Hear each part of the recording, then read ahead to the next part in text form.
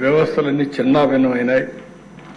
కానీ ఈ ప్రభుత్వం ఒక దృఢ సంకల్పంతో మిత్రులు పవన్ కళ్యాణ్ గారు చెప్పినట్టు ఎక్కడా రాజీ పడం, ఈ కూటమి ద్వారా తప్పకుండా ఆంధ్ర రాష్ట్రానికి దశ దిశ చూపించే కార్యక్రమానికి శ్రీకారం చుడతాం. గట్టి పరిపాలనకే శ్రీకారం చుడతాం. సెంటిమెంట్ కూడా గౌరవిస్తాం. పొట్టి శ్రీరాములు గారి యొక్క ఏదైతే ఆత్మ త్యాగం చేశారో, బలిదానం చేసుకున్నారో, ఆ రోజున డిసెంబర్ వస్తుంది. స్టేట్లో ఒక పెద్ద ఫంక్షన్ చేసి తద్వారా ఆయనకు నివాళులు అర్పించడమే కాకుండా ఆ స్ఫూర్తిని ముందుకు తీసుకుపోదాం. ఒక రాష్ట్రం కోసం త్యాగం చేసిన వ్యక్తిని జీవితంలో మన ప్రజలు గుర్తుపెట్టుకునే విధంగా చేస్తాం. కన్యకా పరమేశ్వరి దీనికి కూడా మనం ఆలోచించి ప్రాధాన్యత ఇచ్చాం.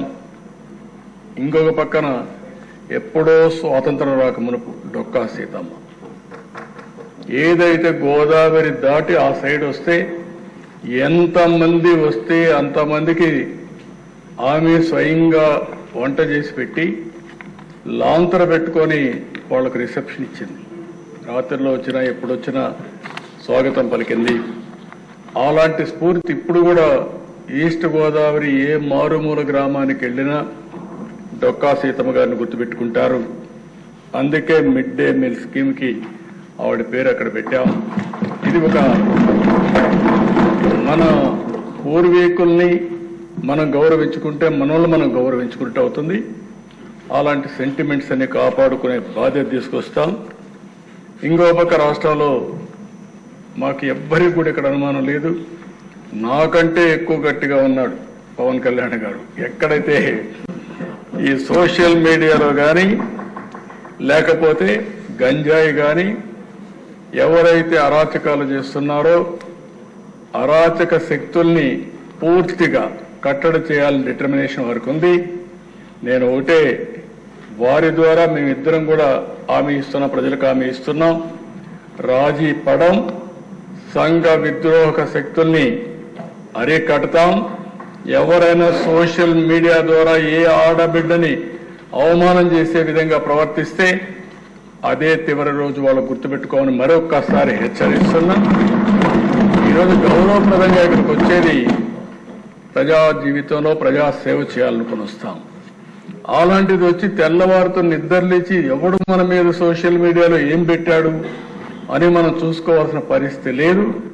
రాజకీయాన్ని రాజకీయంగా ఛేదిద్దాం. అదే సమయంలో ఇష్టానుసారంగా క్యారెక్టర్ అసాసినేషన్ చేస్తే మాత్రం వదిలిపెట్టం. గత ఇక మీదట మాత్రం ఏదైతే నేను ఒకటే చెప్తున్నా, నా జీవితంలో నేను ఎక్కడా రాజీ పడను. తీవ్రవాదులపైన పోరాడాను. నా ప్రాణానికి ముప్పు వచ్చినా భయపడలేదు. మత విద్వేషాల్ని కంట్రోల్ చేశాను. ముఠా నాయకుల్ని ఎక్కడికక్కడ కట్టడి చేశాం. ఈరోజు రాయలసీమలో ముఠాలు లేకుండా ఒకప్పుడు సినిమాలు తీస్తే రాయలసీమ కథలే పెట్టేవాడు సినిమాలంతా కూడా. అలాంటిది ఇప్పుడు వాళ్ళు సినిమాలు తీయాలన్న పాత చరిత్ర తీయడమే తప్ప ఇప్పుడు కొత్తగా ఎక్కడ సంఘటనలు లేవు. అలాంటి చరిత్ర రాదు. అదే సమయంలో ఈరోజు రౌడీలు అనేవాళ్ళు కూడా ఉన్నారు, ఇంకా అక్కడక్కడ ఉన్నారు. కొంతమంది బ్లేడ్ బ్యాచ్ అవి కూడా ఉన్నాయి. వాళ్ళకు కూడా చెప్తున్నా ఈ సభ ద్వారా, బ్లేడ్ బ్యాచ్ జాగ్రత్తగా ఉండండి. చేస్తే మాత్రం మిమ్మల్ని వదిలిపెట్టదు. గట్టిగా కాదు, మీరు ఒక కన్నెర్ర చేసే వరకే కానీ zero tolerance on law and order. There is no second thought. ఇంకా పకడ్బందీగా నిర్వహిద్దాం. పోలీసు వ్యవస్థను ఇప్పటికే ప్రక్షాళన చేస్తున్నాం. ఇంకా అక్కడక్కడ ఉంటే ఒకటి రెండు ఉంటే అవి కూడా వేరేస్తాం.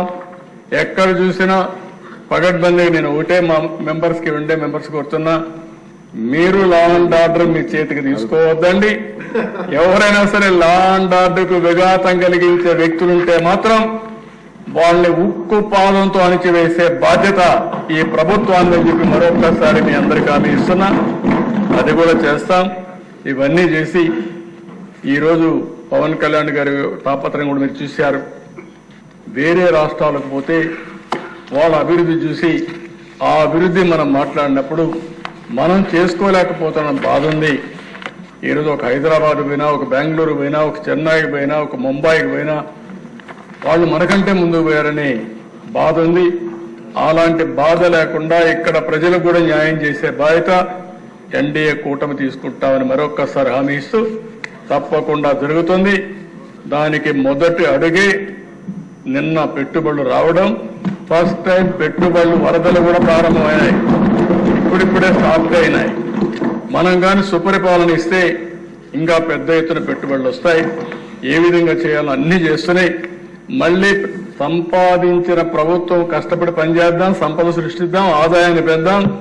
ప్రతి ఒక్క రూపాయి కూడా పేదవాళ్ళ కోసం ఖర్చు పెడదాం. ఇది నిరంతరం చేసే కార్యక్రమం. మన స్టేక్ హోల్డర్స్ అంతా ప్రజలు. ఆ ప్రజల్లో కూడా పేదవాళ్ళకి మనం అండగా ఉండాల్సిన అవసరం ఉంది. అందుకే వీలైతే నేను ఆలోచిస్తున్నా, జనవరి నుంచి P4 పాలసీ తీసుకొచ్చి ఒక 15 లక్షల మందో 20 లక్షల మంది బీపీఎల్ ఫ్యామిలీస్ ఉన్నాయి. ఆ 20 లక్షల మందిని ముందు ఫోకస్ చేసి వాళ్ళ పైకి తీసుకొద్దాం.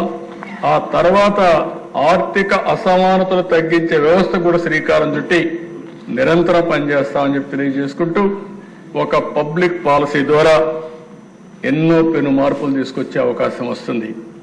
ఈ అసెంబ్లీ ఒక పవిత్రమైన దేవాలయం. ఈ దేవాలయంలో మనం చేసే నిర్ణయాలు ప్రజల జీవితాలను మారుస్తాయి, భావితరాల భవిష్యత్తును మారుస్తాయి. ఈరోజు ఇక్కడ కూర్చొని ఆనందంగా చెప్పుకుంటున్నామంటే, అమెరికాకు పోయే ఇండియన్స్ లో ప్రపంచంలోనే అమెరికాకు పోయే వాళ్ళు ఎక్కువ మంది భారతీయులు. అందులో 3,30,000 మందిలో 56% తెలుగు వాళ్ళంటే, ఆ తెలుగు వారు పోవడానికి ఫౌండేషన్ వేసింది మనమే. అది చూసినప్పుడు ఒక ఆనందం. నాలెడ్జ్ ఎకానమీలో అగ్ర దేశంలో మన వాళ్ళు ఈ విధంగా దూసపోతున్నారంటే మనం ఎందుకు ముందుకు పోలేమని అడుగుతున్నా. ఇక్కడ ఉండే వాళ్ళు ఎందుకు చేయలేకపోయామని అడుగుతున్నా. అమెరికాలో ఉండే వాతావరణాన్ని ఆంధ్రప్రదేశ్ రాష్ట్రంలో కూడా మనం క్రియేట్ చేయగలిగితే ఇక్కడ కూడా అభివృద్ధి అవుతుంది. దానికే నాంది పలుకుతాం. అందరూ సమిష్టిగా పనిచేద్దాం, ఎప్పటికప్పుడు చర్చలు చేద్దాం. మీతో కూడా నేను మాట్లాడతాను, సబ్జెక్ట్స్ అన్ని కూడా డిస్కస్ చేసుకుందాం. అందరం కలిసి మనల్ని నమ్ముకున్న ఈ ప్రజానీకానికి న్యాయం చేసే బాధ్యత తీసుకుంటామని చెప్పి తెలియజేసుకుంటూ, మరొకసారి డిప్యూటీ సీఎం గారిని పవన్ కళ్యాణ్ గారిని మనస్ఫూర్తిగా అభినందిస్తూ, బీజేపీ నాయకుడు విష్ణుకుమార్ రాజు గారిని వాళ్ళ పార్టీని కూడా మనస్ఫూర్తిగా అభినందిస్తూ, ఈ ఎన్డీఏ కూటమి ఒక డెడ్లీ కాంబినేషన్ కావాలి. ఇండియాలోనే నెంబర్ 1 రాష్ట్రంగా తయారు చేయడానికి మనం ఒక అంకితమైన భావంతో పనిచేసి తెలుగు జాతి యొక్క ప్రతిష్టను కాపాడుతామని చెప్పి తెలియజేసుకుంటూ, దానికి ఈ వేదిక ఒక ప్లాట్ఫామ్ కావాలని చెప్పి మరొక్కసారి ఆకాంక్షిస్తూ అందరికీ నమస్కారాలు, ధన్యవాదాలు. ఇక్కడ మమ్మల్ని చూసే ప్రజాని